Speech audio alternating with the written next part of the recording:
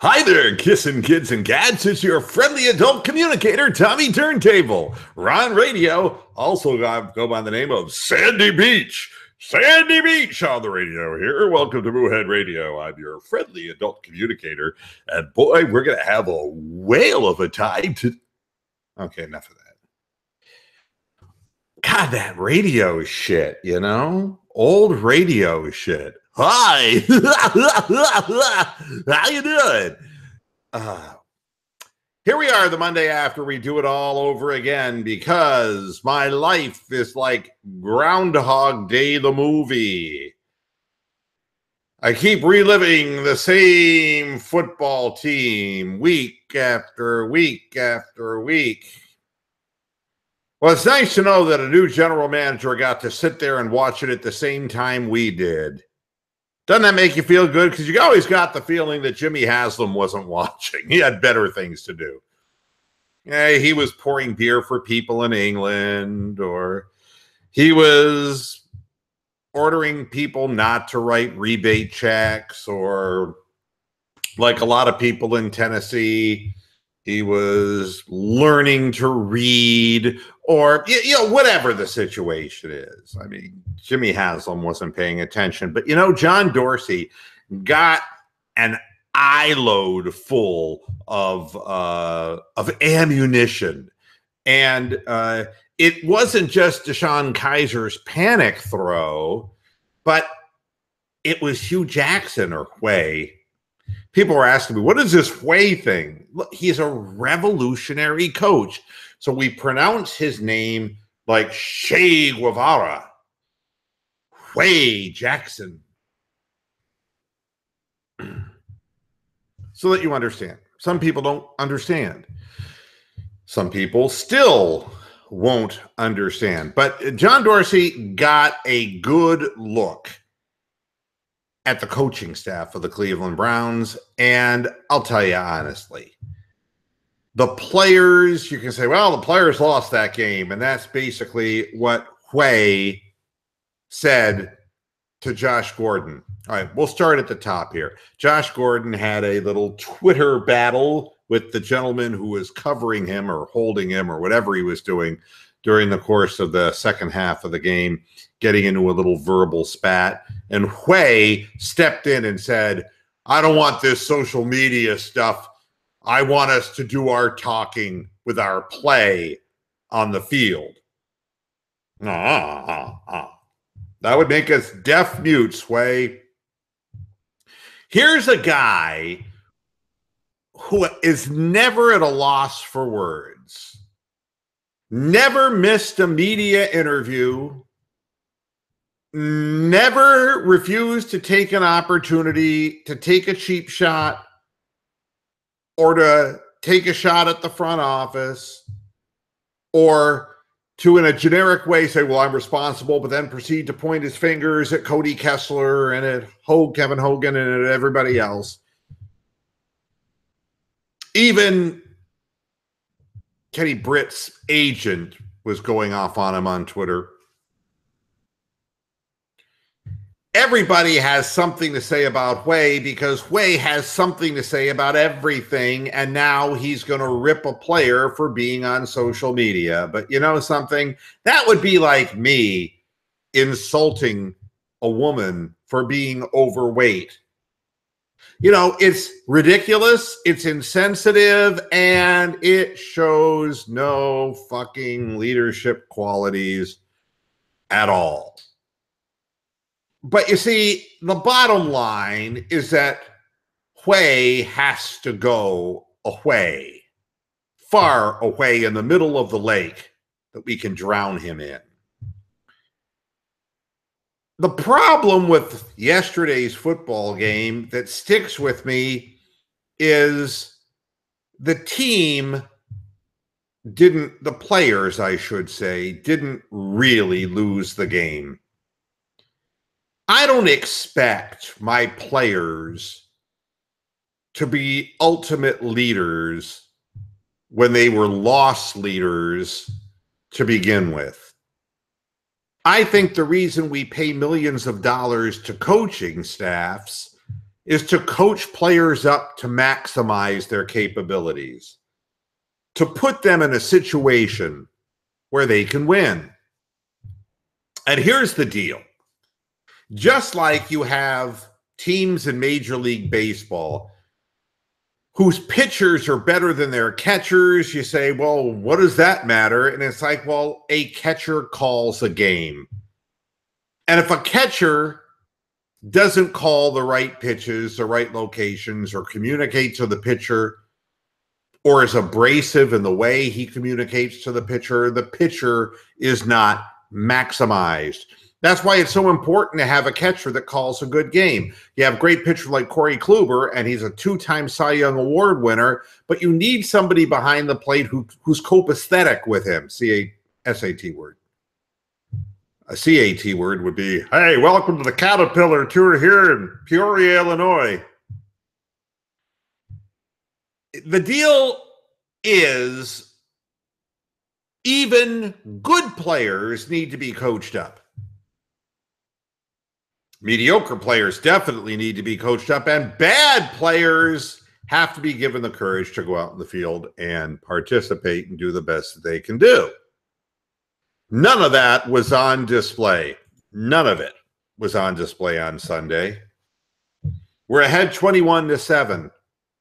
You would think that we could have stopped them once in the second half, but we didn't.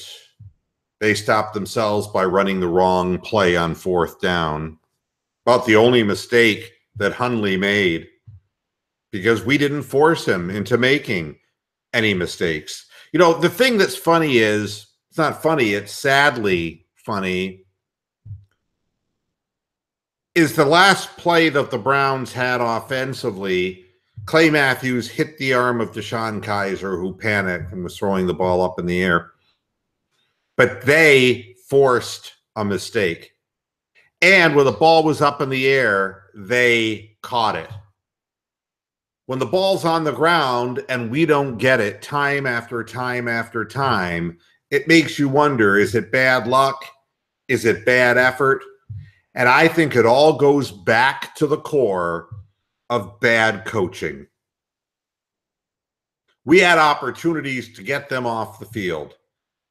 Once we saw what they came out with in the second half, and it was obvious to anybody who was watching that the entire strategy was, you know something, we're still close enough in this game, and we're not going to let Hundley hurt us.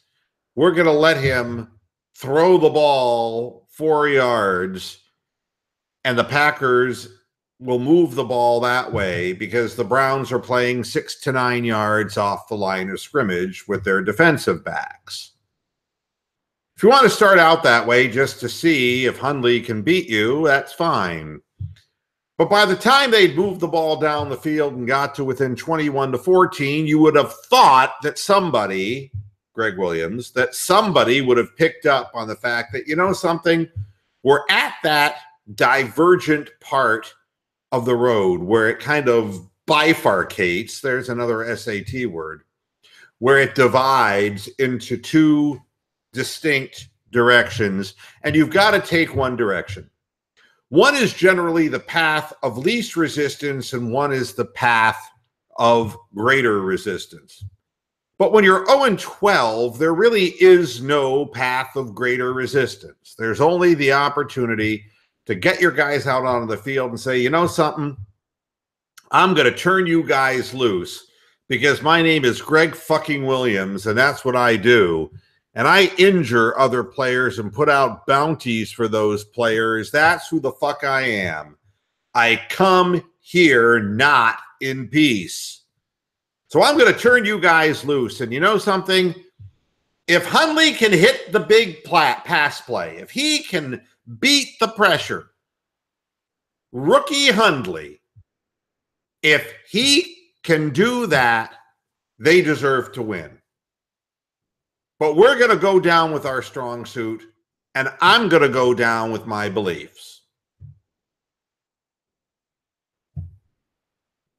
It's not what happened. It's not what happened at all. There were no changes made In fact, the last possession of the game, by the time the Browns did start bringing some people closer to the line of scrimmage, Hundley clearly overthrew a long pass. There was no evidence that Hundley could hit the long ball or that his receivers had enough big speed to get down under the ball. There was no evidence of that at all. We never tried to win the football game. And if I'm John Dorsey, I'm sitting back and looking at it and saying, you know, you can beat yourself. The psychology of this does not rest solely with the players. Just like I've said in previous programs, that people can think they're working harder than they actually are. Coaches can think they're strategizing better than they actually are. Hi, Newman. Hi, Tony. Hi, General Dog. And hi, Amsterdam, and everybody else along the line on YouTube. You can convince yourself that you're trying to win, but look, everything reeks of the opposite. There was no coverage on these guys. Every play was thrown wide out into the flats. They were running a couple of different patterns where they'd cross the tight end over to the flat and throw an out pattern 4 yards down the field. In some instances, they just threw what amounted to bubble screens without a single blocker in front of the wide receiver because our defensive backs were playing 6 yards off the line of scrimmage. That enabled them to get instant space in the open field and every time catch the ball and pick up at least 6 or 7 yards. And they slowly and surely went down the field. And no adjustments were made by the Cleveland Browns. If I'm the head coach, I go to Greg Williams and say, God damn it, we have to get this thing done and try to win this game. If for no other selfish reasons that our jobs are on the line, these men wouldn't know how to win. They don't have a clue. They couldn't get laid in a brothel. They couldn't make a snowman in the North Pole. It's unbelievable. We used to have a word, we called them doofatches. A doofotch is a person who just can't do anything right. We got a group of people, Greg Williams, not on the same page as Huey Jackson, who was not on the same page as his front office. It's unbelievable. General Dog points out a great statistic. Hundley had only one pass greater than 15 yards. And he won because nobody on the Browns side stood up and tried to win. You know, I've watched boxing my whole life. I'm a boxing historian. And you know, there's losing and there's losing.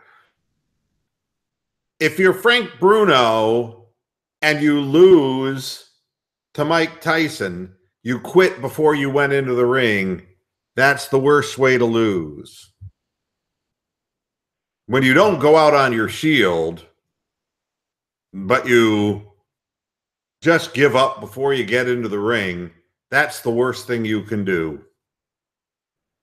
If you're Ronaldo Snipes and you're fighting Larry Holmes and you lose, but you knock the guy down, you give him hell, and you put a little jolt into the proceedings, you at least came in giving yourself a fighting chance. The psychology of winning and losing is a simple thing, and it's not like a curse.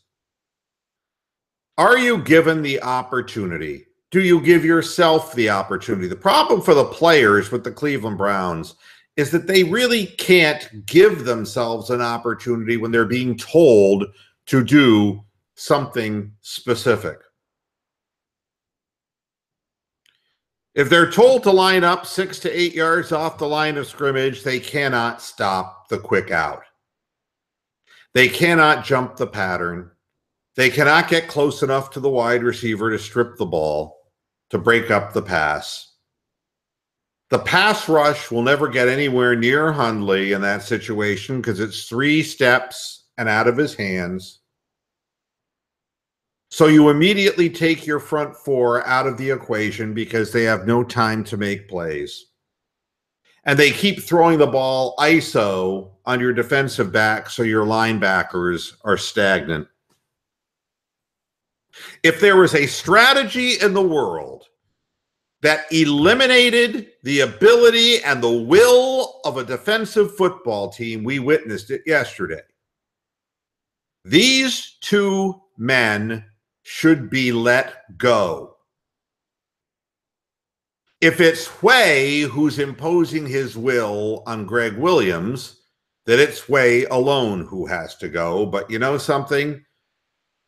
You're going to have a hard time convincing me that Greg Williams just doesn't believe he has so little talent at the defensive back position that he was just going to keep him back forever. What happens if one of those times Hundley goes back to pass, first down, we break up a pass, second down, we stop a run, and then they're 3rd and 10, and we force them to throw the ball down the field and we run a blitz at Hundley? What happens if we get them off the field even once on the 4th quarter? We win the football game. All we had to do was stop them once. We couldn't do it because of the coaching staff. You can laugh about the players all you want and how bad they are, that they're really not a quality NFL roster. But nobody can justify, to me, hi, Big Lurker UK, nobody can justify to me what I saw. It is a concession. It is walking into the pugilistic ring, knowing you're going to lose and fighting out of fear. Football is a hard and cruel game. It is not for the faint of heart, and it is not for the weak of spirit. Fatigue makes cowards of us all. That's what Vince Lombardi says. What I'm saying today is Huey and Greg Williams made cowards of the Cleveland Browns. And it's time for us to see something different. Let's let sub-mediocre players win or lose on their own merit. That's what makes sense to me. And you know something? We're not going to win many games with the guys we got. But if one young player makes a big play, maybe that will turn his career around, and maybe somebody that we just think is mediocre has greater skill set somewhere in them with the confidence inside their souls built up. Maybe we'd have a much better idea who to keep and who to get rid of if we actually gave these guys a chance to make plays. Now Huey is saying he doesn't believe a report that Dorsey wants to hire his own coach. But you tell me, Huey, do you think Dorsey is going to go down in a blaze of glory with you at his side? NBC Sports ProFootballTalk.com reported on Thursday and again Sunday night that the belief still persists in league circles that Dorsey wants his own guy, not a 1-in-28 head coach. Browns owner Jimmy Haslam, of course, has made it clear that he attributes the record to a lack of talent on the team. Here's what Huey said. I think it's funny that you guys comment on that kind of stuff. But when reminded that it came from NBC, Jackson said, I respect that and I can understand why that would be said, but that's not the feeling I'm getting at all. I'm focused on the task at hand, which is doing everything I can, blah, blah, blah, blah, blah, blah, blah, blah. You didn't do a fucking thing, Way. You stood there and watched you and your defensive coordinator give the game away. There isn't a player on the defensive side of the ball who should feel guilty. And I know McCourty afterwards said he played lousy, he stunk and all this. And isn't that what we need? Guys who are beating themselves up when they're not even put in a winnable situation at all. And that's exactly what happens. Oh, we suck. We suck. And that's what seeps into the very soul of the team. I think you just have to trust in what Haslam said Way. I know I do. I don't see it any other way. Where's my rebate check?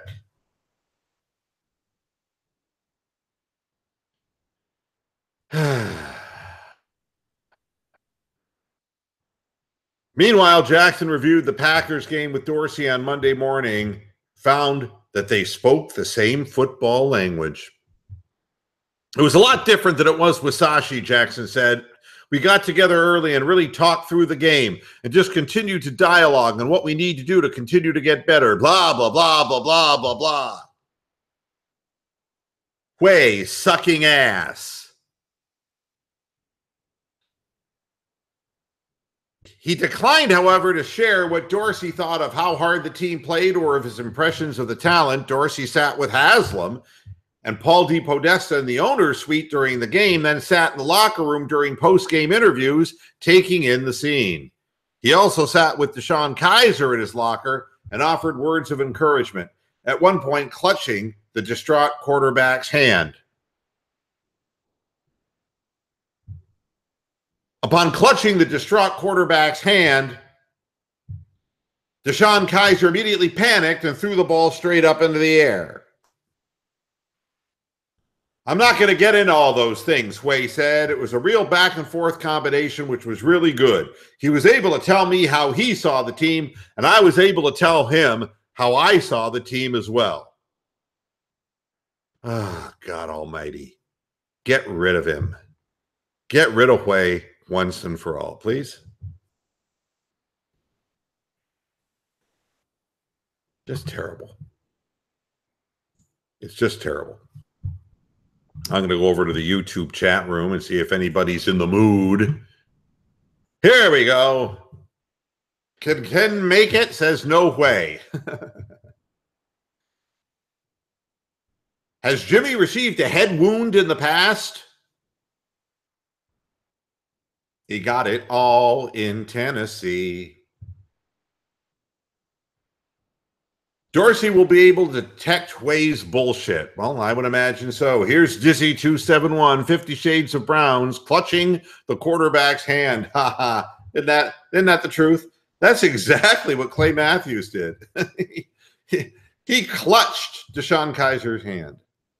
Don't touch me. I don't know. Deshaun kind of looked like the women that Al Franken. Never mind. We won't go there. Now, let's move along and talk about something else a little bit more friendly, shall we? Tristan Thompson likely to return against the Hawks, but he's not going to start. In fact, nobody knows what exactly is going to happen to Tristan Thompson, although Tristan Thompson was very willing to discuss the fact that the Cavaliers had downplayed his injury. According to Thompson, he was on crutches the entire week after the injury and that there was no chance that he was going to be back in 3 to 4 weeks. And that the bottom line is that the injury was far worse than what the Cavaliers made it out to be. Be that as it may, here's the story with Tristan Thompson. And I'm not going to badmouth Tristan because the bottom line here is that he's helped us in the past. But he is an undersized man going up against big guys. And he played with a nonstop, relentless motor. And he had an Iron Man streak, and the Iron Man streak came to an end. And usually when that happens, there's usually bad things around the corner. When you're consistently banging against men who are 50 pounds heavier than you are, it's going to catch up to you playing the minutes and the years that Tristan has played. And now they want him to go back to the 5 position, whether it's coming off the bench or whatever. And the funny part of it is that Tyronn Lue is telling Kevin Love, no, we want to keep you at the 5 in the starting lineup, so keep banging away, which is not going to be real great for the physicality of Kevin Love. Although Love has the option of going behind the 3-point arc, which Tristan Thompson doesn't have. Tristan Thompson is a great offensive rebounder, not a great defensive rebounder. Kevin Love is a really good defensive rebounder and not an offensive rebounder. But the bottom line is, for this Cavaliers team, defensive rebounds are far more important because when you get stops, you have to get possession. Tristan Thompson might be able to come off the bench, but then that will break up the Channing Frye, Kyle Korver, D. Wade 3-point parade, because all Tristan can do is basically get clogged in the lane, and he can't do anything except get offensive rebounds. Channing Frye has earned his spurs this year and earned his minutes. And the second unit is playing so well because they can spread the floor and get some shots. Plus, we have some height and athleticism, and I'm going to go separately, height/athleticism. Height and guys like Channing Frye, who at 7 feet can shoot over a person who's guarding him, and Jeff Green, who can blow by people who are trying to guard him. He has the athleticism. D. Wade can post smaller point guards. So we have a lot of matchup things that we can do with our second unit. But Tristan Thompson never creates any kind of a matchup problem. At 6'7" 3/4, Tristan Thompson is neither big nor that strong, nor does he have any shooting range. He's never going to have a mouse in the house, and he's only going to be able to put balls back up and in that he grabs off the rim. Is it possible that Tristan Thompson will go from being a member in good standing of a championship basketball team to being a 0 minutes guy waving a towel on the bench? I think at some point in time, he will assert himself and get minutes, because you wonder whether Channing Frye at his age can continue to participate and get the minutes without getting hurt. But I think initially he's going to be a 0 minutes guy. And I think that just tells you everything you need to know about where the Cavaliers have gone this year. By expanding the second unit and having more people who can technically play, you have a pick and choose scenario. And what you need, if you're the Cleveland Cavaliers, is the ability to pick up points with your second unit. Now, what I'm interested in seeing personally, and Tristan's going to go 3-on-3 in a 3-on-3 thing with Isaiah, scrimmage with Isaiah Thomas.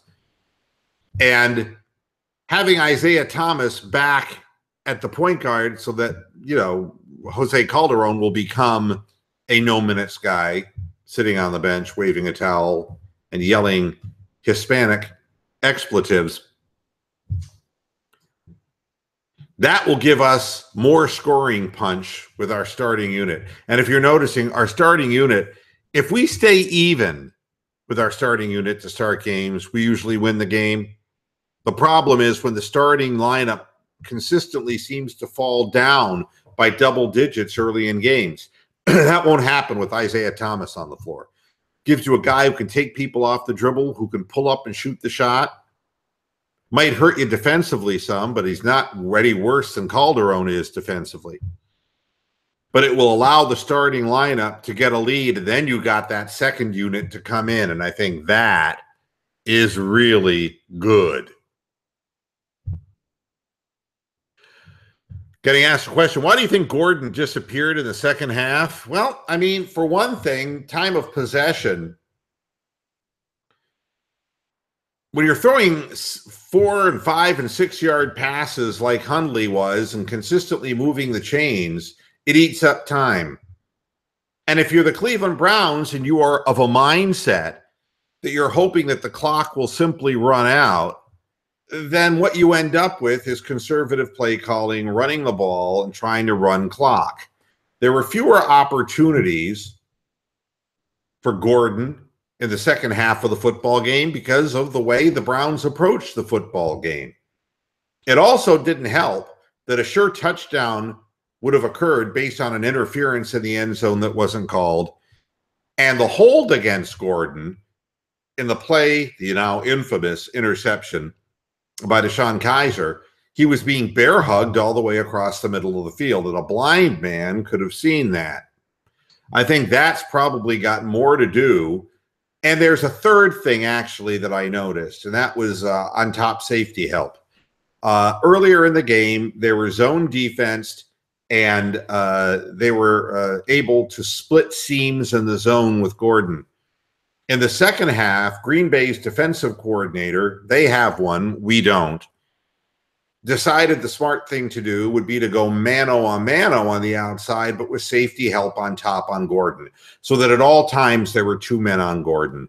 And that way we won't let that guy beat us. So, I mean, that had a lot to do with it. And there is the responsibility of Njoku, of Coleman, of DeValve, all to get open in that scenario. There's also the incumbent responsibility on DeShone Kizer to look at the field and find who's open. On the play that he threw to Njoku in traffic, then Njoku was on a reviewed play found to have not caught the ball. Seth DeValve was wide open, sitting in the middle of the field, right in front of DeShone Kizer, right at the first down marker, with nobody within 6 to 7 yards of where he was, and nobody running in that direction. If the quarterback doesn't see the field, you know, we don't see it on TV at home. We don't have that opportunity. Now, the real game footage will show how many opportunities were missed by Kizer, but that was a huge one right there. Tony the Calf, sources, LaMelo, LiAngelo Ball agree to 1-year deals with First Division Lithuanian team. You know, shoplifting is legal in Lithuania. You know something? It's a joke. There should be child labor laws. LaMelo and LiAngelo. And Lee suck my dick. God almighty. I don't even want to talk about that idiot. Honest to God. You know, I saw something on Twitter, and I'm not going to even say who tweeted it because I don't want to get into a pissing war with anyone personally. But tweeting that Sashi Brown is privately laughing because Carson Wentz is gone for the rest of the season and Deshaun Watson is gone for the rest of the season, and we got draft picks out of this. I want to point out on so many levels how this is representative of the ignorance on social media. Back in the days of the Christians and the Lions and the Gladiators, those were considered real spectator sports. Yeah, buoy. We're going backwards. We're not going forwards. We're going backwards.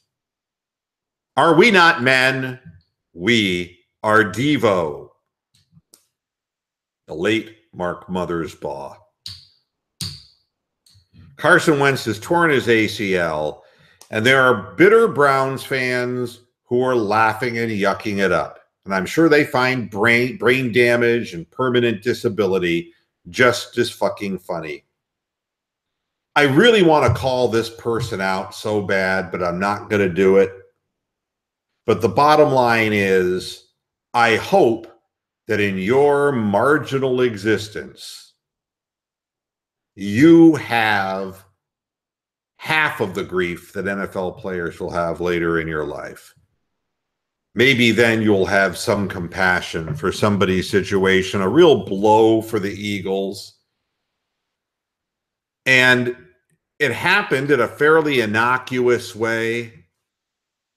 But, you know, these are life-altering, career-altering injuries. Some people come back as good as gold from ACL repairs, and others, like Robert Griffin III, don't. Carson Wentz is a big guy. People were likening him to Ben Roethlisberger, who's had an amazing penchant for staying healthy throughout a long NFL career. You know, but the fact is, these men are flesh and blood. Carson Wentz is asked to run the football as well as pass the football. If you're the Philadelphia Eagles, more than anything else, you have to invest all of your time, effort, and money into building the best offensive line that you can now. Because the Carson Wentz that's coming back is a weakened Carson Wentz. And I know what they say. They say that, oh, once they've rebuilt, you know, the re-sewn up, and that new ACL is stronger than it was before. Well, tell RG3 that. I've seen a lot of players who ended up with a weakness for the rest of their careers. I want the best for Carson Wentz and the Philadelphia Eagles, even if their fans are a bunch of jerk-offs. Carson Wentz deserves every opportunity to have a great and glorious NFL career in Philadelphia. I'd suggest protecting him. No surprise here, Mount Union is playing the final of the Stag Bowl. This is unbelievable, isn't it? You know, I just, it's staggering. Mary Hardin Baylor is the team that they're playing in the 2017 Stag Bowl.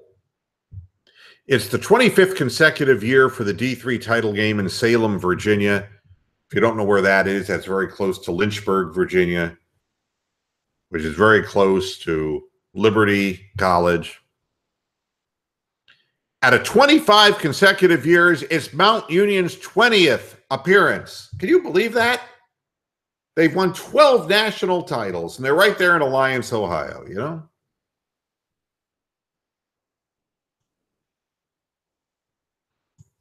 And yeah, I hope they win.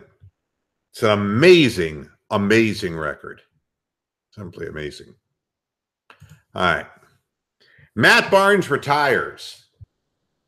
Said he did it his way, which included throwing the ball in people's faces, getting technical fouls to make a complete dick of himself.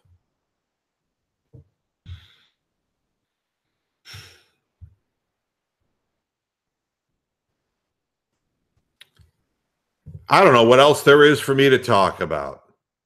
I see the article here. The one-year pro deals with the Lithuanian club Prienų Vytautis. I wouldn't even know how to pronounce it.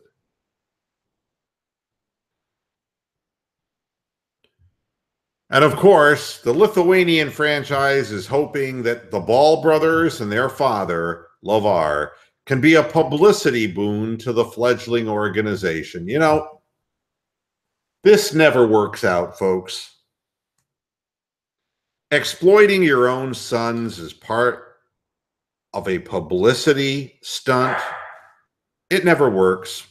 The Boston Braves hired Babe Ruth to be an alleged manager back in 1935. And everybody knew that it was not a serious opportunity for the Babe to manage baseball. They knew that it was just a publicity stunt by a low-level Boston Major League team that couldn't win dick to try to create a publicity stir for the atoning of the sin of Boston getting rid of the Babe in his prime. 1 year and it was gone. Babe couldn't play anymore and nobody really wanted him to manage. And you know something? This reeks of the same thing.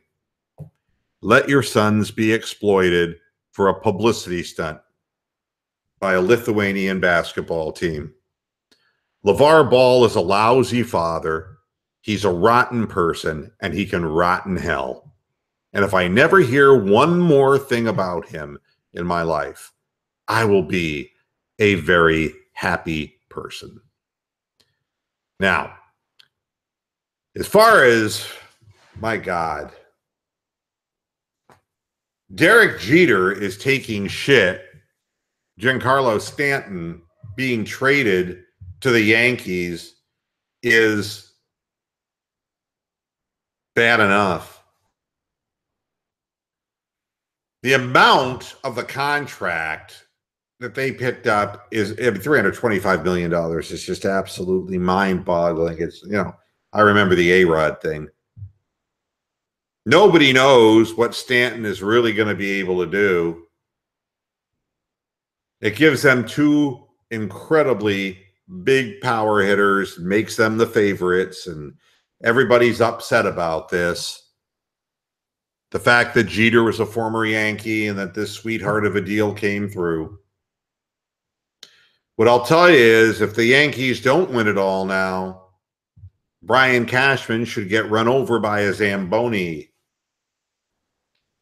Be a lot of pressure. As for Stanton, look, you can understand why everybody in the world wants to get the hell out of Miami.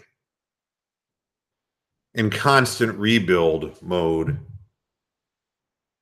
And likewise, I mean, it isn't just the Marlins. There are teams like the Mets. They're talking about Brian Shaw, and the Mets are interested. If I were Brian Shaw's agent, I'd say, no! The Mets are the worst place anybody can go. Ask Jay Bruce that. It's the worst place to go and die. Here's something interesting. A 39-year-old Muhammad Ali today, so many years ago. How many years ago? 36 years ago. 36 years ago. Lost by unanimous decision in his final fight to Trevor Berbick in the Bahamas. The fight had one historical significance besides the fact that it was Muhammad Ali's last fight.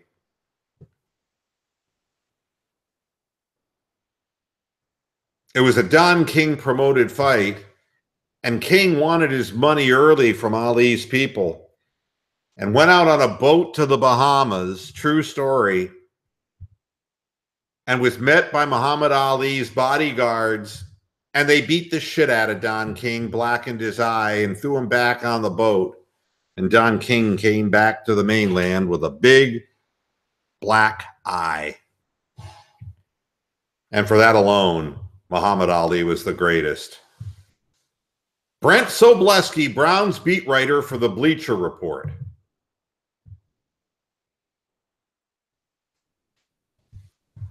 So Tony the Calf has called him out for me. Brent Sobleski. Fuck him. The Bleacher Report.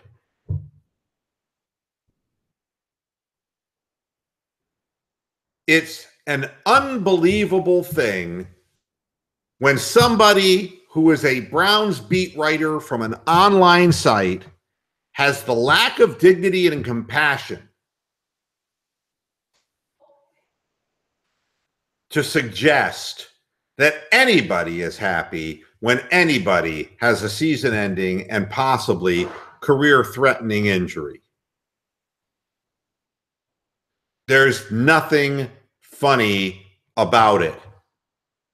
There's nothing good for the Cleveland Browns in that happening.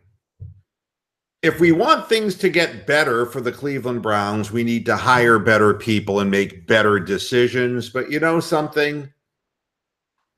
So what are we saying in essence? Well, it's bitten us enough. Look at Manziel and what a loser he turned out to be. And it's a young man's life. And Johnny Manziel, his life went down the shitter.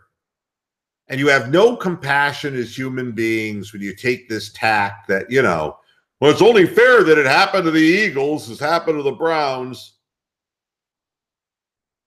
I don't know, man. What's happening to our society? God only knows. That's it for me. I'm done today. We'll be talking more as the week progresses, as we get further down the line, closer to another game. This time, intra-rival. Baltimore Ravens come to Cleveland so that we can go 0-14. Thanks a lot for tuning in to this edition of Moohead Radio. Back again on Friday. If there's anything that comes sooner, you know that you will hear from me. Thanks for tuning in, and thank you, everybody, for your support. As it sits right now, the halftime and postgame show, over 1,300 people have watched, almost 900 people have watched the postgame show. It is absolutely... I'm speechless about the fact that the support that you're giving the program, and I do take seriously what I say, and I know that sometimes I say goofy things. I try to make a joke out of things, but never a person's crippling injury. I don't do that because it's hard enough for me to watch football right now, let alone to accept the certainties of injury and early death. Thanks a lot for tuning in. Thanks for your support. See you Friday. Until then. Hasta la vista, Pasture Heads. Good night.